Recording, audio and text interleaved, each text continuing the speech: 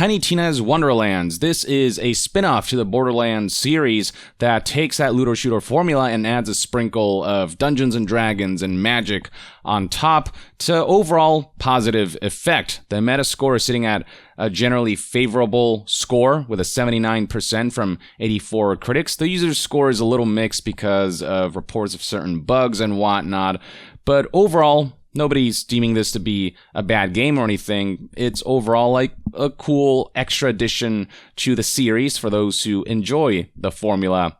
And one of the things that it's selling is a season pass that costs $30 as seen here on the Epic Games Store.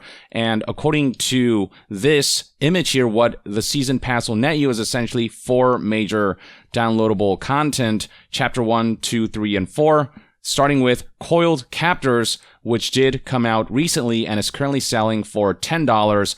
Or if you bought the season pass for $30, you'll get all 4 chapters and save a little money along the way. Now, you'll notice that if you go to the YouTube video of Coiled Captors, the launch trailer for it, the likes to dislikes ratio is not in a good place. Now, this is what the trailer looks like for those who are curious. Clicking on it will show some footage, and a lot of people are hoping that this DLC would be in line with past Borderlands DLCs, which have proven to be substantial and priced well and generally well received.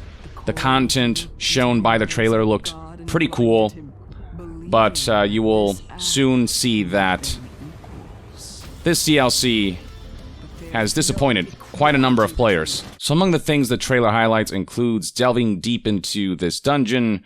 There is this title card that says Free the Mad God, and then powerful new gear. It advertises wondrous new cosmetics. And yeah, that's kind of the basic rundown of it. There's one more here. The Coil Captors await. So why is this DLC being received so negatively? Well, let's take a peek at the comments below to see what the community's saying. One of the top comments says, well, the trailer had me hyped, then I played it, so lackluster for such an amazing game. I really hope that the next 3 DLC are better. The environments and boss is pretty cool, but the weekly difficulty thing is whack with how short the runs are. Here's somebody else. Well, the game just launched last month. This feels way too soon for DLC, like this could have been a part of the base game kind of stuff. So as you can see, it's a matter of both people believing that for the price that the DLC is asking for, there's nowhere near enough content, and also the fact that this DLC is launching so soon after launch, which may suggest that it could have just been a part of the base game, especially because the content that comes included with the DLC isn't all that substantial. It feels more like a patch, more like something that should be a free update rather than something that should be sold for $10 if you buy it separately or a part of a $30 package. Which is why you'll see articles like this crop up titled, "The first Tiny Tina's Wonderlands DLC has been dubbed one of the worst Gearbox has ever dropped." Much of that feedback comes from Reddit with community posts like this. The new DLC is shorter than a Headhunter DLC with not even 1 side quest. This is just a Chaos Chamber. Chaos Chambers are the endgame activity of Tiny Tina's Wonderlands. You go in there and you're faced with a number of random encounters and the like. Here's how news outlet PC Games N describes it. Tiny Tina Wonderland's Chaos Chambers are a new endgame activity that's been put into the FPS game so that you can just keep playing forever if you really want to. They also offer a substantially more challenging string of fights, excellent loot, and are a great way to grind up your level. Who doesn't love a good combat encounter? Delving deeper into what they are, it is explained that each Chaos Chamber consists of 3 levels, a mini-boss, and then another 3 levels culminating in a proper boss. These are randomly selected from an array of potential combinations of levels, enemies, and bosses, which should help keep things fresh as a result. So it's endgame dungeons that you can kind of repeat and continue to grind out, which offers some variety, but it's also not as if it's like this huge procedurally generated roguelike or anything. And while it's a neat little endgame activity to partake in once you've completed the campaign, when it comes to DLC, you don't just want an extra Chaos Chamber, you want something that feels substantial with, story elements and, a campaign at least, even if it's a short one. But people are describing this DLC as just being a Chaos Chamber, but with extra steps. Other than that, there are no new enemies or environments. My first impressions are that you can barely call this a premium DLC. It should have been free. People in the comments below are reminiscing better times. Remember when takedowns were free? I remember.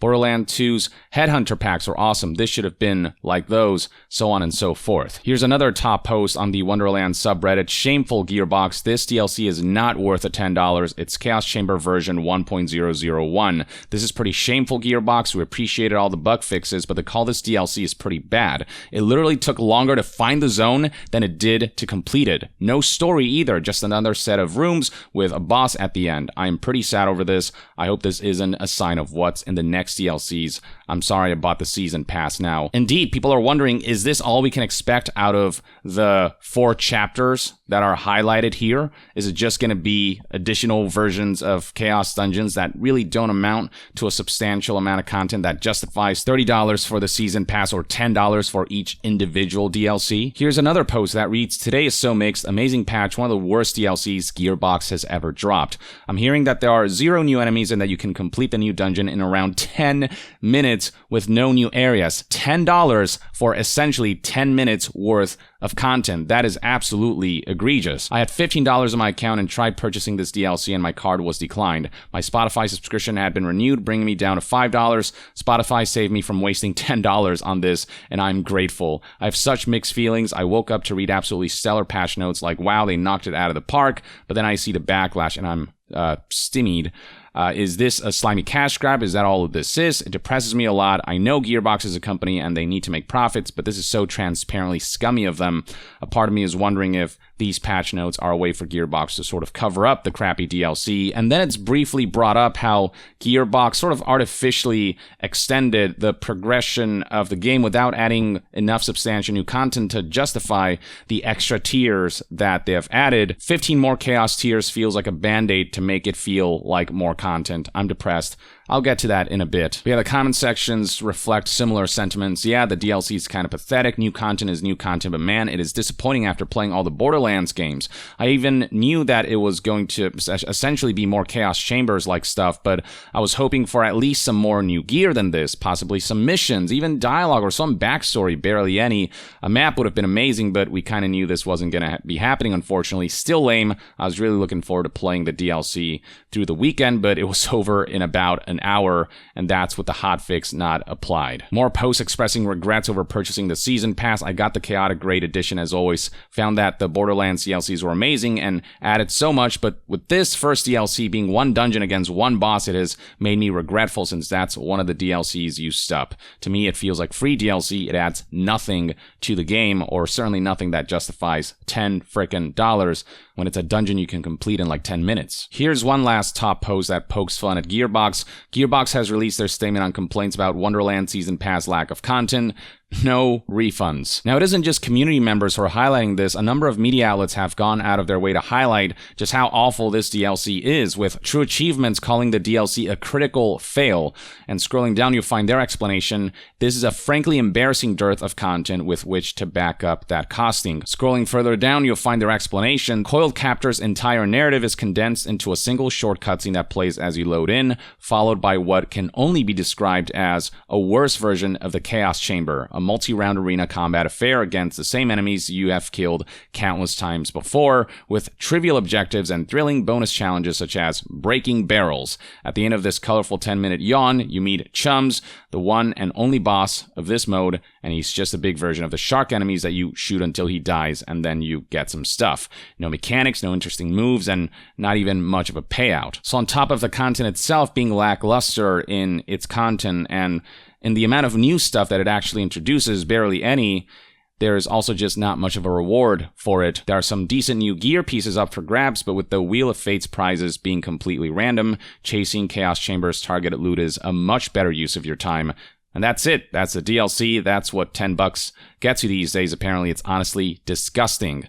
But wait, it gets worse. Coiled Captors actually has 4 increasingly challenging tiers with a new version of Chums available at the end of each. In a truly mind-boggling move, Gearbox has decreed that those extra tiers should be gated behind weekly resets, meaning outside of chasing some of the new loot, most of which seems to be either invisible items like accessories or reskins of existing gear. Naturally, that 15-minute run is all you get for your money before you have to wait a week to be Bored to tears by it again. Amusingly, players have discovered that you can simply go offline to make all tiers available and fast-track getting the achievement for beating chat chums rather than waiting a month to get it. That's what the trailer meant by each week the challenge evolves. Basically, the boss gets harder every week, and that'd be cool if the dungeon itself or the content provided by the DLC itself was more than 10 minutes. But because it offers so little content, the wait just feels unjustified, and this scheme that they're going for just doesn't work. Basically, when it comes to the scale of this so-called DLC, this, New Salad believes, it's roughly on the same level as some previous expansions' extra features rather than an expansion's core content. Next up, let's take a look at this article from New Salad Forbes. There are two articles that the New Salad published on this. The first one titled, "The First Wonderlands DLC is a Far Cry from Borderlands DLC," pointing out how the DLC's offering is minimal to the point of offending some players for its price. The Coil Captors DLC is $10 and part of a $30 pack that seems to promise 3 other drops that will play out similarly. That is the fear that the next 3 chapters that are left are essentially going to be in the same vein when it comes to the amount of content that it offers and the kind of content that it offers. Coil Captors is essentially a singular dungeon. I found it actually quite a bit easier than the game's current Chaos dungeons, given that there are no modifiers you activate to make it harder. Scrolling further down, we have a more specific description of the content. It's just 5 or so rooms of snake people and crabs and sharks to kill, along with extremely basic puzzles like line up the 3 symbols, which often got solved by pure accident in the middle of combat. The final boss is a shark with some extra glowy attachments that is supposed to have more phases as the weeks go on. This week, he was just a red health bar that I burned through immediately, and again, this entire process took no more than 10 minutes. At the end, collecting a new Souls currency got me a few new non-chaotic, non-anointed items from DLC, but that was it. The same editor, Paul Tassi, delves further into this with another article published a few days later titled, "I'm Done with Tiny Tina's Wonderlands," and here are additional details, and he actually talks about the issue that people had about how Gearbox artificially extended the progression of the game to try to make it seem like new content by drawing out the number of tiers by raising the max tier. Here's how Forbes describes it. The patch did something I didn't particularly care for, namely jack up chaos levels to a new max of 35 and introduce a new rarity of gear at that max level. This is 2 months after release of the game, and I finally was just starting to find my groove in Elite Chaos 20 missions and was beginning to hunt for volatile weapons, which only drop at level 20 in earnest. Here's the thing, if you're going to increase the level cap of a game, you got to introduce enough new content with enough substance so that people have something fresh to do as they level up to that new max level.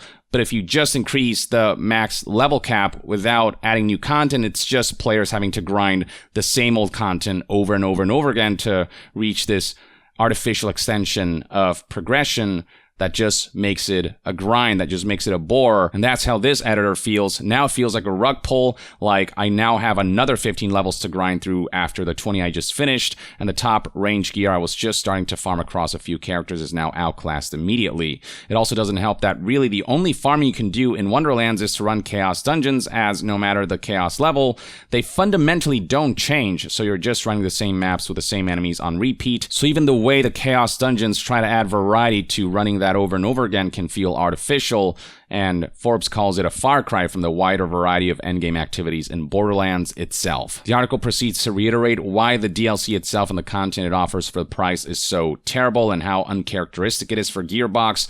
The new $10 Cold Raptors DLC is essentially just a singular new dungeon, one without modifiers and with an easier boss than dungeons, even if it gets harder in the next few weeks. An entire run of the content takes 7 to 10 minutes, and unlike Chaos dungeons, there's no grand loot explosion of selection at the end. The loot you get is just whatever drops from the boss, though this editor got nothing after finishing the DLC and some spins of a wheel back at base that gives out random new loot. The other 4 DLCs coming with a season pass appear like they're going to be more of the same, more of the simplistic dungeons, probably with new enemies and bosses, but the same concept, no story content, and a worse endgame farming loop than the Chaos dungeons, which already exist and themselves are getting repetitive, are already getting old, are already kind of getting boring, and something that players won't stick around too long for. This article also brings up the fact that this DLC feels like it's coming out way too soon after launch, and it feels like more time could have been spent on it so that more substantial content could have been added, and also so that the level cap wouldn't be increased so substantially just a month after launch, or as Forbes puts it, to raise the level caps and gear caps into getting all of your past gear, to do so after a month feels too extreme for me. It feels like players really weren't given enough time to enjoy the max level that was previously offered. And then the fact that the new level cap doesn't offer enough new content to make grinding for that fun just makes the situation that much worse. Not to mention adding DLC just a month after launch just makes it feel like this content was ready and they intentionally spliced it and took it out so they could then sell it back to players instead of including it in the base game when that content was already ready to be included. It feels like an artificial extra charge. Forbes also reminisces on old DLC like the $3 Headhunter DLCs from back in the day, which for $7 less offered substantially more content. It just feels like Gearbox is getting complacent and regressing in the value proposition that they offer and are delving into some pretty scummy DLC practices that are not reflective of their past DLC endeavors. And so players are pretty disappointed that Gearbox would do this, given their track record, and players are finding all of this to be rather scummy to charge that much money for content that nowhere near lives up to the cost.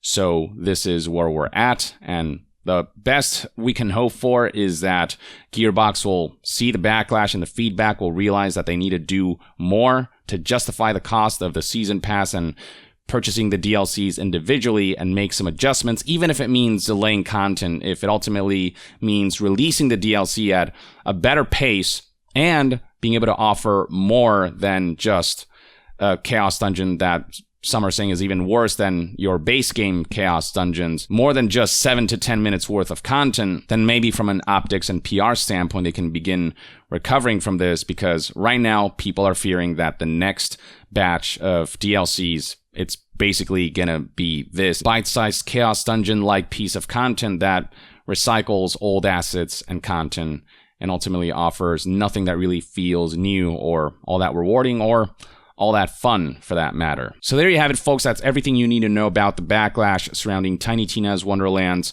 DLC, which seems to have been prematurely launched in terms of how short of a time frame the DLC launched post-launch, and it didn't have enough content. It didn't feel like a whole lot of effort was put into it. Let me know in the comments below what your thoughts and opinions are on this situation, and if you've been playing Tiny Tina's Wonderlands and have gotten your hands on this DLC, do you agree with the general sentiments out there? Share your thoughts in the comments below, and to be further updated on all things gaming news, reviews, and discussions, stay tuned right here on Young Yeah. I'll see you guys next time. Young out.